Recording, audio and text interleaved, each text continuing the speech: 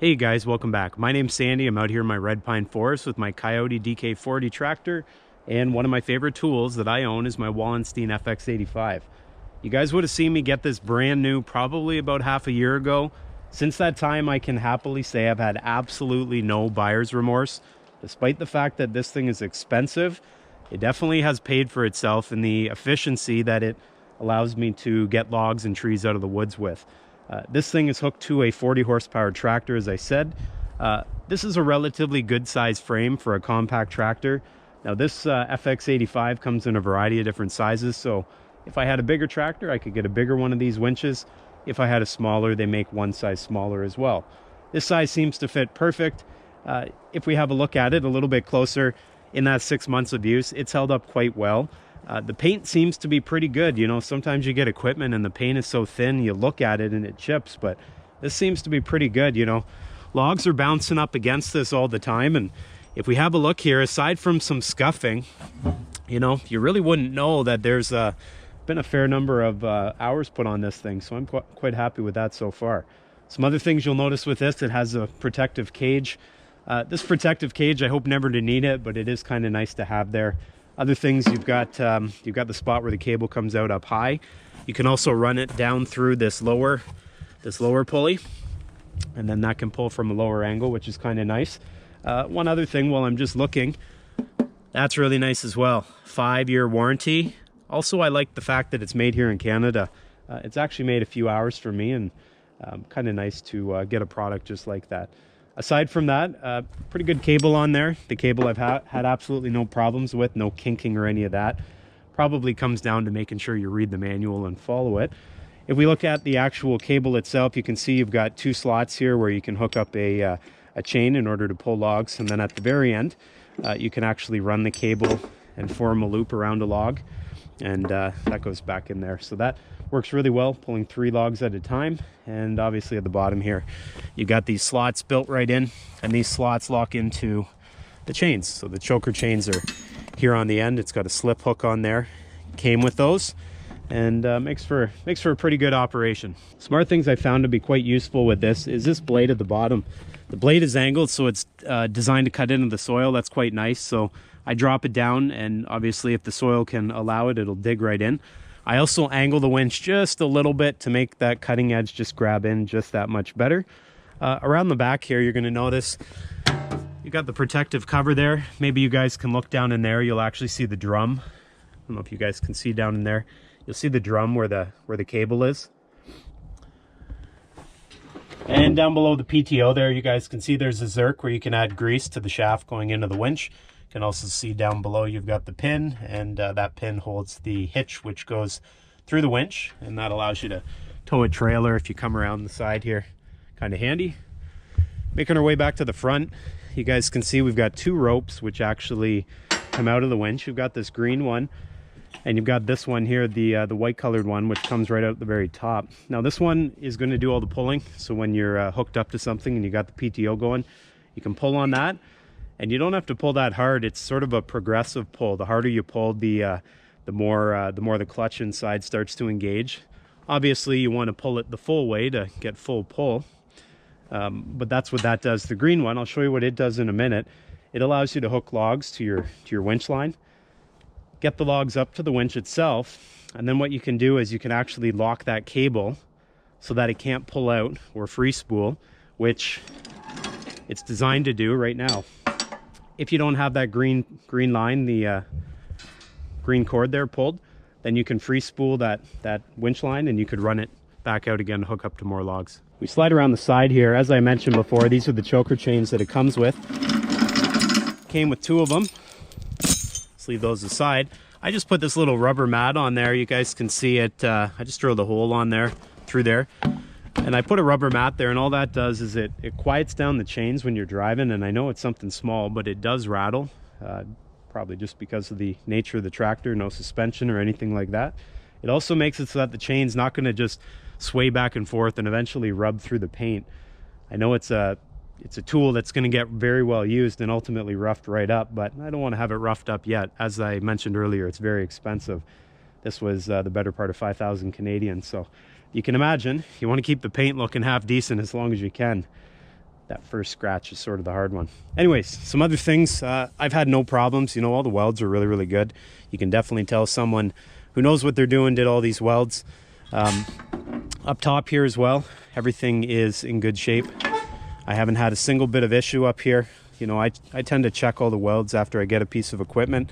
You never know what you're getting, and especially with something like this, which takes a fair bit of abuse, you want to make sure that it's well built. And I've been quite happy with this. Even down here, where we actually put the choker chains through. So if we look here, the choker chains can essentially just slide through like that. And then obviously this is hooked to the end of a log, and then you're lifting it. So an awful lot of force is being applied right here. Well, what's nice about it is there's no way, at least it doesn't appear, that you're going to be able to bend this down. That was a bit of a concern. My concern was, if we look at the thickness there, if you apply a pretty big force downwards with a big log, my fear was that that tab was going to bend down. But then if you look underneath here, you can see how they have some reinforcements here, and it's all welded. So that sort of reassured me that things were going to be good there. And I've had no indication that things are moving back here whatsoever. There's no flex in this unit. So that's kind of nice. And just one more thing down around the back of the tractor, the PTO shaft that came with the winch, I did have to cut it just a little bit, but the instructions were pretty good. And as a result, I got that done without a problem. You'll also notice you have 2 mounting holes here on both sides. And that's really about it. One thing I want to try down the road is I want to use this ball hitch here, and I want to hook it to my utility trailer one time and then use the winch itself to pull logs onto my utility trailer. I'm sure some of you guys have tried that before, and it probably is pretty slick, so I'll give that a shot at some point in the future. But besides that, I think what I'm going to do, I'm just going to demonstrate how these 2 cords work. You guys will notice it is very, very easy to pull out the winch line. Like I'm barely pulling here. There's enough resistance that it's not going to just fall loose, but there's not too much resistance where you're heaving on that line in order to get it out of the winch. You're just sort of pulling it nicely, and that makes it quite easy. So what I'm going to do, I'm just going to use that log I've got over the sawmill there just as a demonstration. I'm going to walk over with you guys, and we'll just hook this thing up.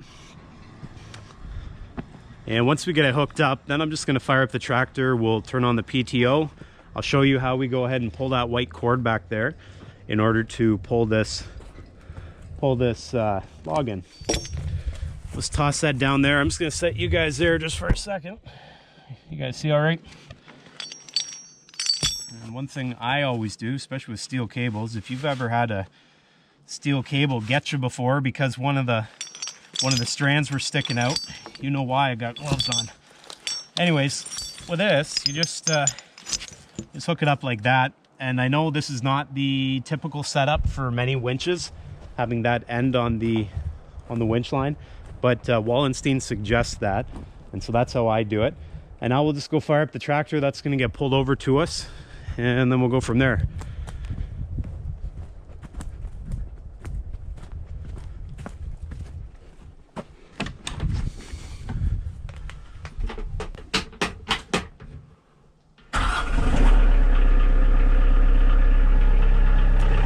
And just before I press the PTO engagement, I always come back and just have a look at things.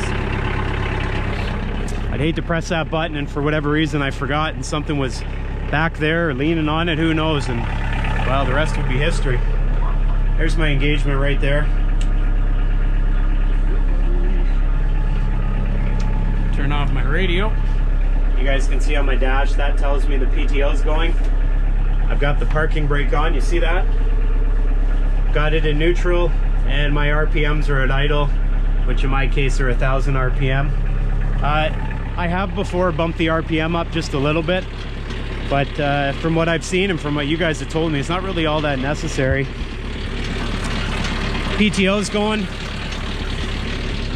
and the only other thing, I just put these little pieces of wire here.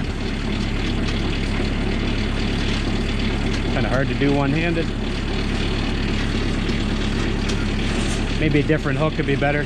But anyways, I just put that wire there just to hold the rope up, just so that I don't get it caught on something. The worst would be if it drops in behind and gets wrapped around the PTO shaft. That'll be the end of it.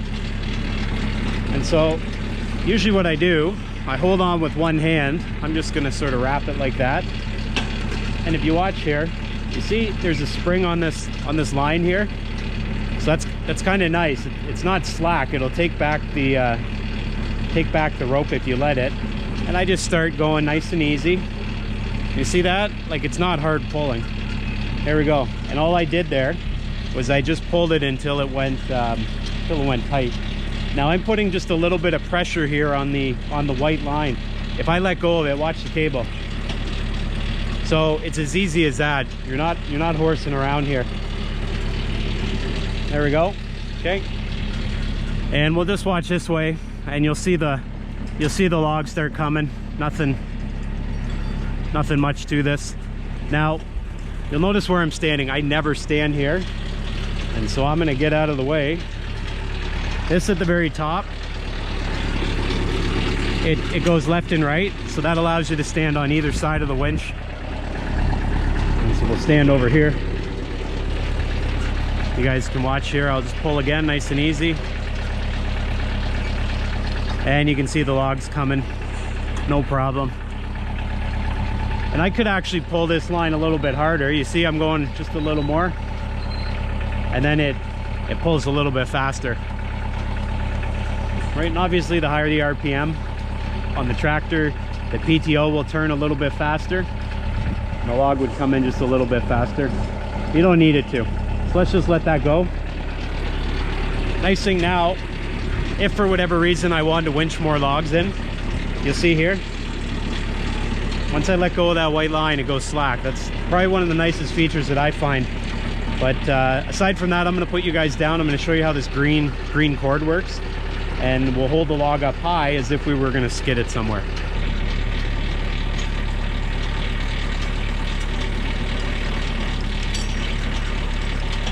All right, now we'll get the green cord out.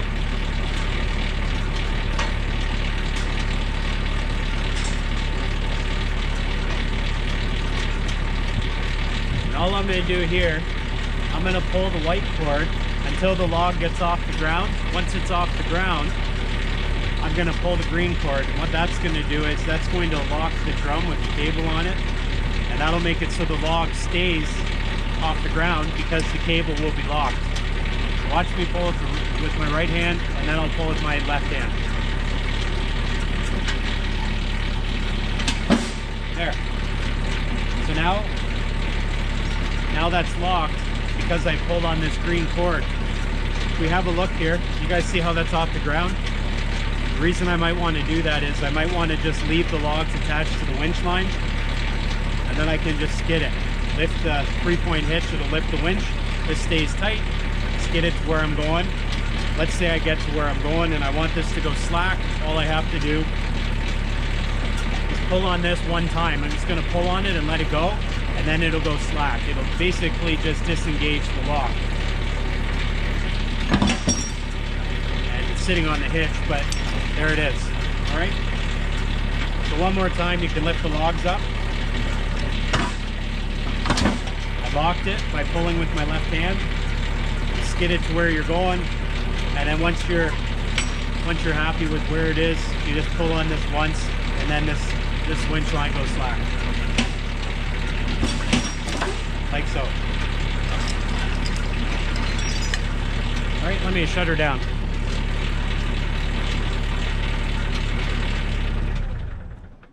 Some of you guys out there have asked me whether this comes with a remote control option, so I don't have to come back and pull on this cord here in order to pull the winch line in. It does in fact have that option. That option would be available when you buy it from Wallenstein. The trouble is, when I was looking at it, it was like a $2,000 some odd upgrade. I wasn't at that point willing to spend that. Today, I still don't think I would spend it, just because the way I figured it was this. I have to walk down and hook up a log with the winch line. Then I have to walk back and pull that cord. Well, I would still have to walk back even if I had a remote, because I have to unhook that winch line once it gets back up to the tractor. So one trip down, one trip back. One trip down, one trip back. Exactly the same whether I have a remote control or not. The only difference is if I had a remote control, I'd walk over to where I'm starting to winch my log from. Like let's say it was here. I could winch from here, hold the remote, and sort of watch it as it guides its way back up through the woods back to the winch. That's fine and dandy, but I'm still walking back here in order to unhook that log. I guess one of the advantages would be I could walk back with that remote with a cant hook or something like that. And if that log was starting to get hung up or I needed to roll it, I could do so and press the button and have it continue winching. From up here, if you guys can imagine, when that winch line's way yonder, you don't get a great view of that log coming through the woods. And so sometimes you get some unexpected surprises, especially if the log gets hung up on something like a stump. So a little bit harder to see from back here, but the $2,000 or whatever it is now, maybe higher, wasn't really my cup of tea at that point. I still think I'd go with this setup, just the basics for now. Well guys, hopefully you like that detailed look at my Wallenstein FX85. This thing's been a great addition here at Sawing with Sandy at my place. What I really like about this is it takes a lot of that effort out of getting logs from one place to another, and it puts that effort right into the machine. If you guys can imagine, especially when you get big logs, it is a heck of an effort without equipment like this to get that log out of the bush to your landing zone. And so having something like this makes life a lot easier. Not to mention, this thing is not only good for pulling logs, I use it to get equipment unstuck. Especially this time of year in the spring, I'm often getting trailers stuck, I get my vehicle stuck, I get my ATV stuck, and well, this thing pulls it out without problem and is very, very easy to use, which is quite nice. Now on that point about being easy to use, there is a touch of a learning curve, just a little bit. That learning curve is more or less how to use this thing safely, how to make it so that the winch line doesn't get all kinked up, and how to maintain it in general. One of the most important things that I'm just going to stress to you guys that I had to learn when I first got one of these was the direction of pull.